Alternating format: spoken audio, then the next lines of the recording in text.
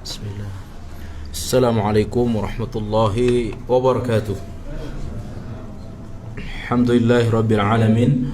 Wassalatu wassalamu ala nabiyyina Muhammadin wa ala alihi wa ashabihi ajma'in, amma ba'du. Hasan al-Basri rahimahullahu ta'ala setiap kali membaca ayat yang berkaitan tentang istiqamah, maka beliau tidak akan melanjutkan pada ayat berikutnya sebelum beliau membaca satu doa atau satu permintaan kepada Allah tabaraka ta'ala. Allahumma anta rabbana farzuqna al-istiqamata. Ya Allah, engkau adalah Rabb kami, maka farzuqna, anugerahi kami al-istiqamah. Istiqamah, karena al-istiqamatu biyadillah. Istiqamah itu hanya ada di tangan Allah subhanahu wa ta'ala. Karena dia ada di tangan Allah, maka kita harus senantiasa memintanya kepada Allah subhanahu wa ta'ala. Maka tidak ada doa yang wajib hukumnya untuk kita minta selain doa istiqamah yang tergambar dalam suratul Fatihah, ihdinas siratal mustaqim, anugerahi kami pada jalan yang lurus. Yang kedua, al-qaidatu tsaniyatu, kaidah yang kedua, haqiqatul istiqamah luzumul manhaj al-qawim was-sirat al-mustaqim. Istiqamah itu adalah luzumul manhaj, sesuai dengan manhaj. Ya, sesuai dengan manhaj. Manhaj itu adalah cara beragama. Ya, cara beragama. Kalau mazhab, cara pandangan terhadap fiqih. Ya, bagaimana fiqih Hambali, fiqih Syafi'i, itu mazhab. Ya, dan manhaj adalah cara beragama. Maka kita harus beragama sesuai dengan manhaj yang benar. Maka ketika disebutkan Quran sunnah ala manhaj salafil ummah, sesuai dengan manhaj umat yang salih terdahulu, para sahabat, tabi'in dan atba'ut tabi'in. Maka orang yang istiqamah menjalankan agama Allah Jalla wa'ala adalah orang yang luzumul manhaji Qur'aniyan, sesuai dengan Quran, wa sunnah, sesuai dengan sunnah, ala fahmi salaf, sesuai dengan pemahaman salaf. Misalkan, bagaimana orang mencintai Rasulullah SAW? Ya, bagaimana cara mencintai Nabi? Berapa banyak orang menggambarkan cintanya pada Rasulullah SAW tapi tidak istiqamah. Ya, artinya apa? Bukan mereka tidak terus mencintai, mereka terus mencintai. Ya, setiap hari, setiap bulan, setiap tahun dirayakan sebagai bentuk cintai pada Rasulullah SAW. Apakah cara cinta seperti ini dibenarkan apa tidak? Maka kalau tidak, berarti dia tidak masuk dalam kategori orang yang istiqamah. Ya. Nah, jamaah yang rahmati Allah Subhanahu wa taala, karena itulah kita dibimbing di dalam beragama ini al-wuquf ala naqulu mubarakati anis sahabati wat tabi'in lahum bi ihsan fi bayani ma'naha wa tawdih haqiqatiha. Perhatikan ikhwan, ketika kita berbicara tentang istiqamah, beragama dengan benar, maka al-wuquf ala naqulul mubarakati sahabah, maka kita harus berdiri sebagaimana pemahaman para sahabat. Ya, sebagaimana pemahaman para sahabat, wa tabi'in, sebagaimana pemahaman tabi'in. Lalu kita meneladani mereka dengan apa? Bi ihsan, meneladani mereka dengan sebaik-baiknya. Walladzina tabauhum bi ihsanin radhiyallahu anhum wa radu an wa a'adda lakum jannatin tajri tahtaha. Surah Taubah ayat 100. Ya. Ikhwani, jamaah yang rahmati Allah Subhanahu wa taala. Oleh karena itu, tidak ada istiqamah pada pelaku syirik. Ya. Mungkin mereka rajin sholat, ya, puasa, haji, umrah, sedekah dan seterusnya dan seterusnya.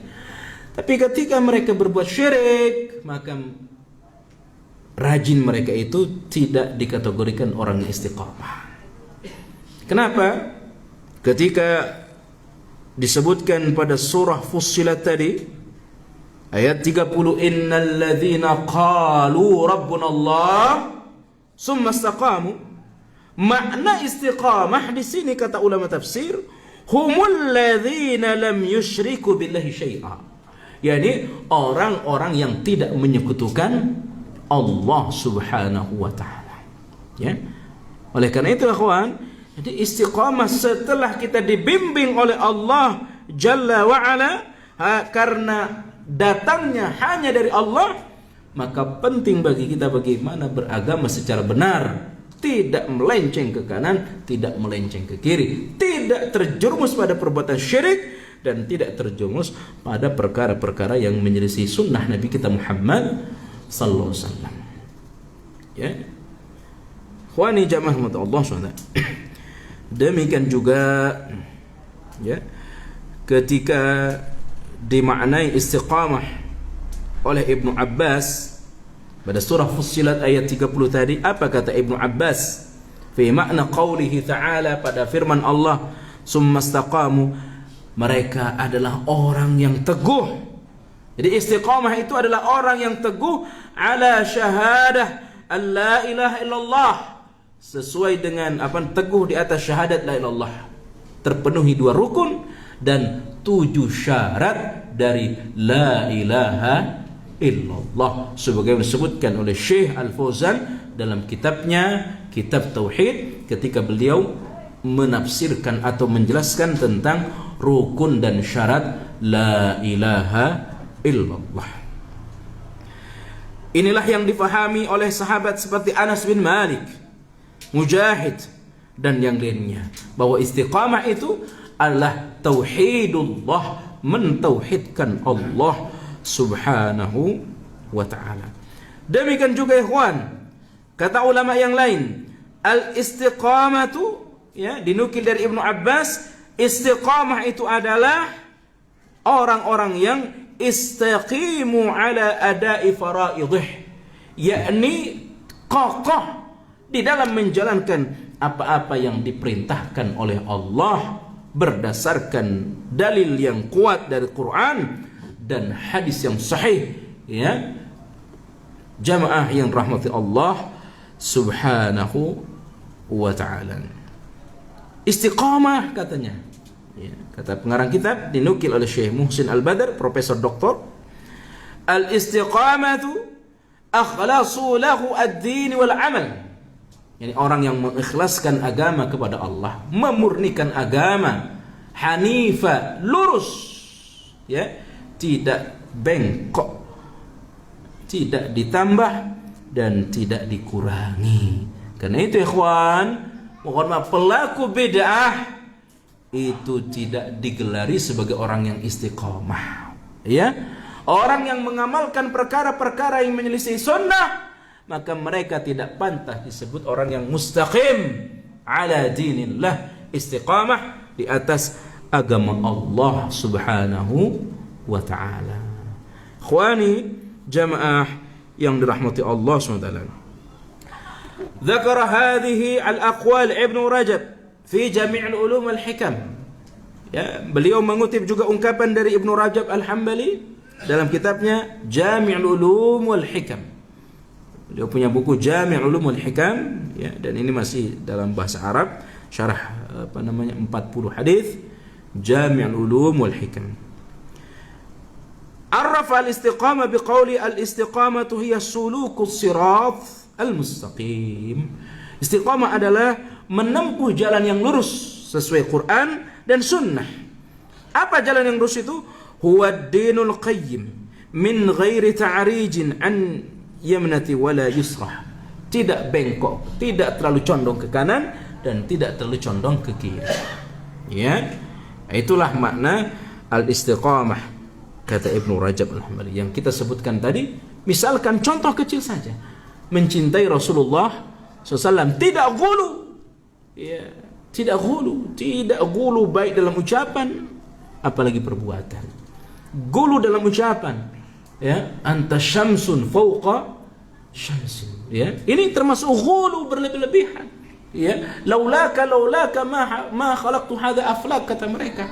Andai bukan karena engkau Muhammad, maka dunia ini tidak akan diciptakan. Mereka juga memahami bahwa yang pertama kali dicipta oleh Allah Tabaraka Ta'ala adalah Muhammad, barulah nanti mengikuti Nabi Adam, ya, nabi yang lain. Ini yang disebut dengan, mohon maaf, nur Muhammadiyah, cahaya Nabi Muhammad, bahwa alam ini katanya, ya, diterangi oleh cahaya Nabi Muhammad sallallahu alaihi wasallam. Maka mereka meyakini bahwa Nabi Muhammad itu bisa datang kapan saja, baik dalam mimpi maupun dalam alam sadar. Nah, ini namanya ghulu fiddin, berlebih-lebihan dalam mencintai Nabi Muhammad sallallahu alaihi wasallam. Karena itu ya akhwan, ya, kita tidak boleh ghulu, dan ghulu ini merupakan perkara terbesar merusak agama kita.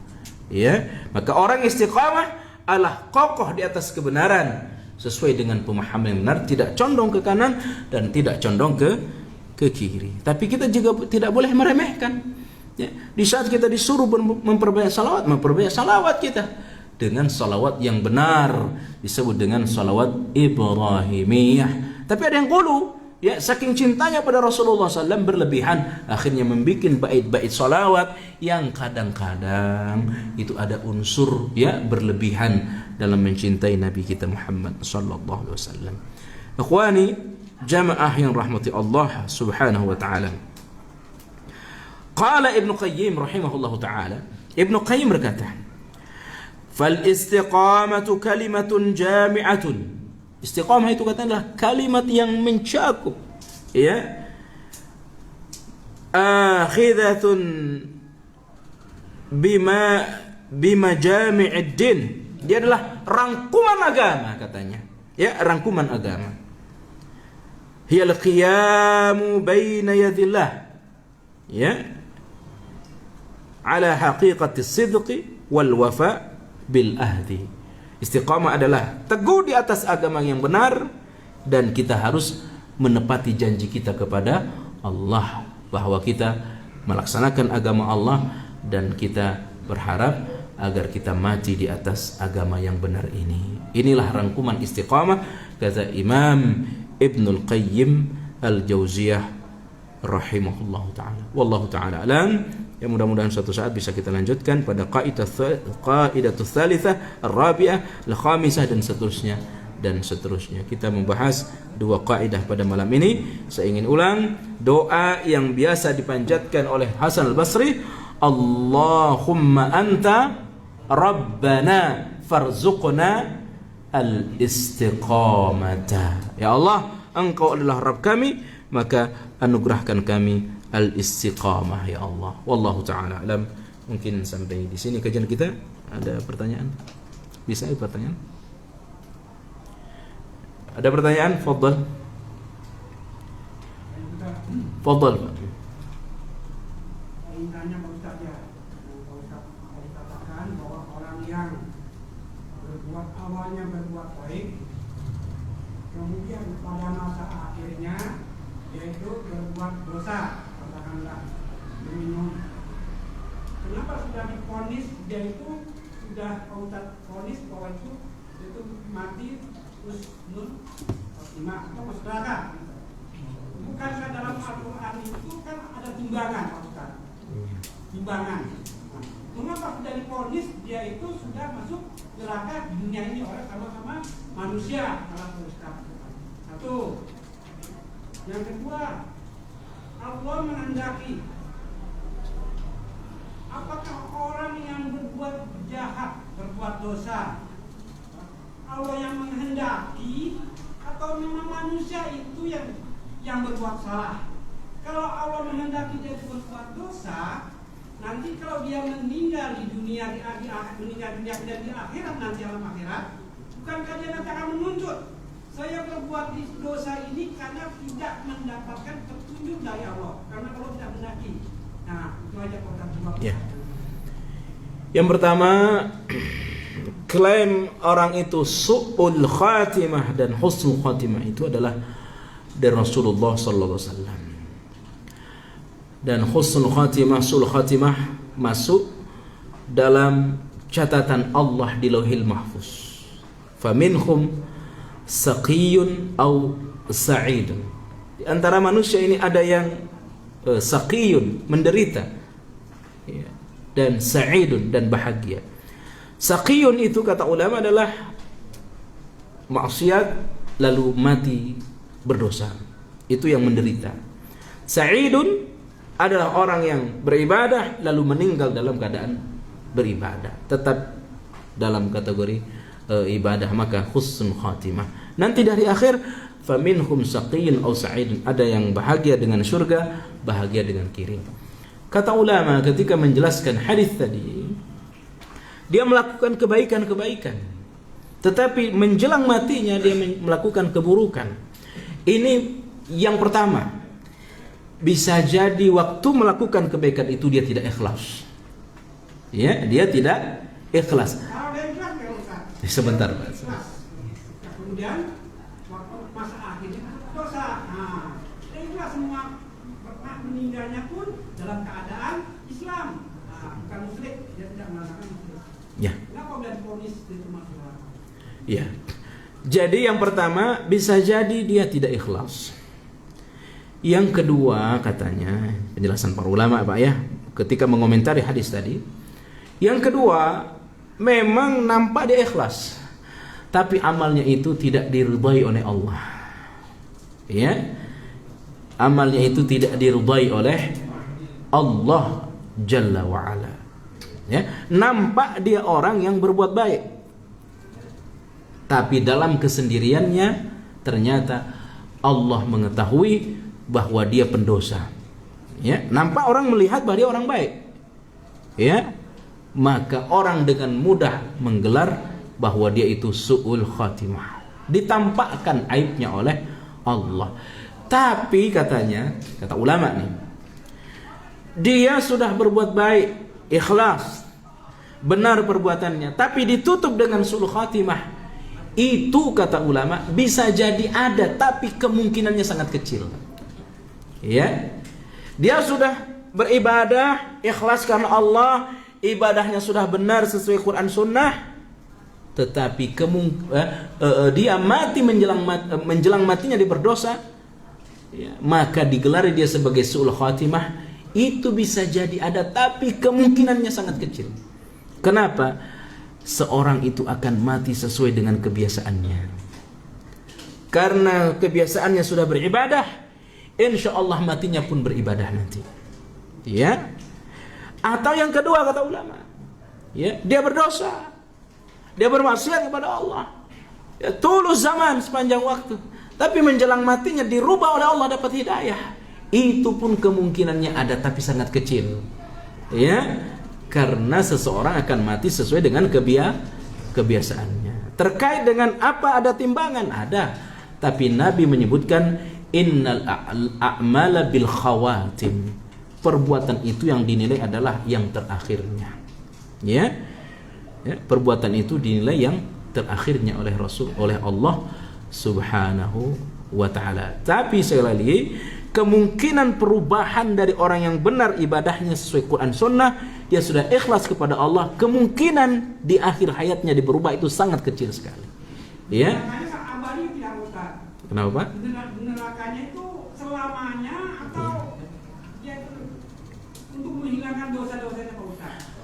Penghuni surga itu kekal di surga, penghuni neraka ada dua. Ada yang kekal di neraka, ada yang sementara di neraka. Sementara setelah bersih dosa-dosanya baru dia masuk surga. Tapi sebentar di neraka seharinya sebanding dengan 1000 tahun. Al-Hajj ayat 10 Allah sebutkan. Ya. Yang kedua apa tadi pertanyaan? Allah Allah menghendaki Iya. Allah menghendaki orang tunjuk. Nah, kalau orang itu berbuat maksiat karena berdosa, nah, nanti di alam akhirat dia itu kan protes. Ya, kenapa aku masukkan ke neraka? Kan selama aku di dunia itu tidak, Allah tidak menghendaki aku mendapatkan petunjuk begitu Allah. Ya. Karena ada protes nanti pada kalau memang Allah menghendakinya. Di hari akhir tidak ada protes. Yang ada itu begini, ya, saya tersesat karena saya ngikutin dia. Itu ada nanti di hari akhir. Saya bisa begini karena saya punya panutan. Dialah yang kami ikuti. Tapi kata panutannya, ya, jangankan nolong kamu, nolong diri saya saja nggak bisa. Maka itulah puncak penyesalan. Ya, tapi protes kepada Allah tidak. Makanya orang akan dihukum di hari akhir setelah tegak hujah kepadanya. Ya, makanya kata Allah dalam surah Al-Hadid, alam ya'nil ladzina amanu an takhsha'a qulubuhum li dzikra. Belum datang nasihat kepadamu? Sungguh nasihat itu sekarang sudah datang. Maka hidayah itu dua. Ada hidayatul taufiq, ada hidayatul bayan wal irsyad, ada hidayatul taufiq. Hidayah pengetahuan. Ya.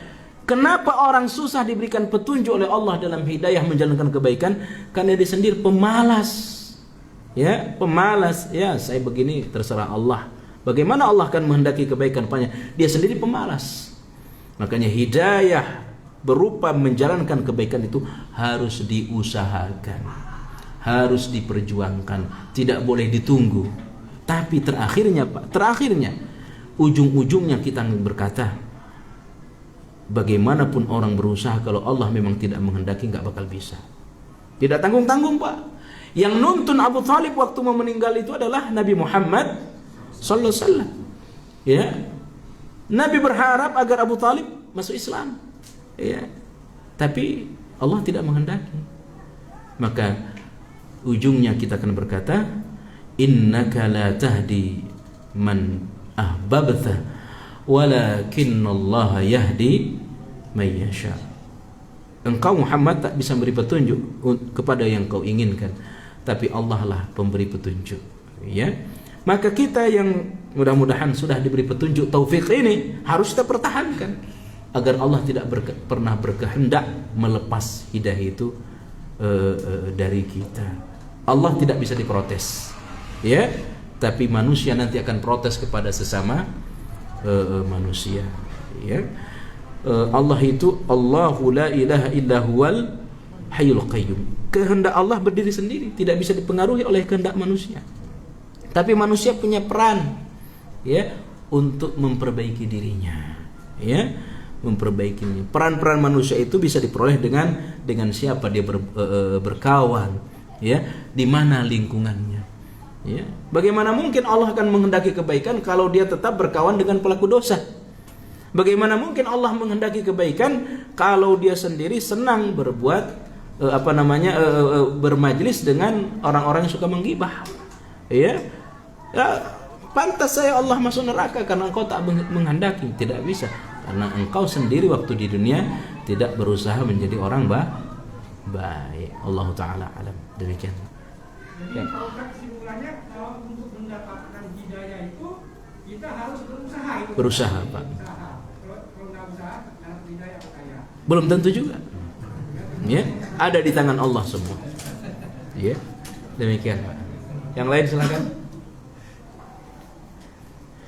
Fadhil. Tadi kan Pak Ustaz jelasin tentang baca kalau saya ada ayat-ayat yang tentang itu neraka gitu Ustaz. Nabi SAW kan suka baca ketika sholat sunnah. Apakah itu dianjurkan juga apabila lagi sholat berjamaah seperti itu Pak Ustaz? Karena saya suka mendapat Di dalam hati saja. Ya, tapi ada kebiasaan orang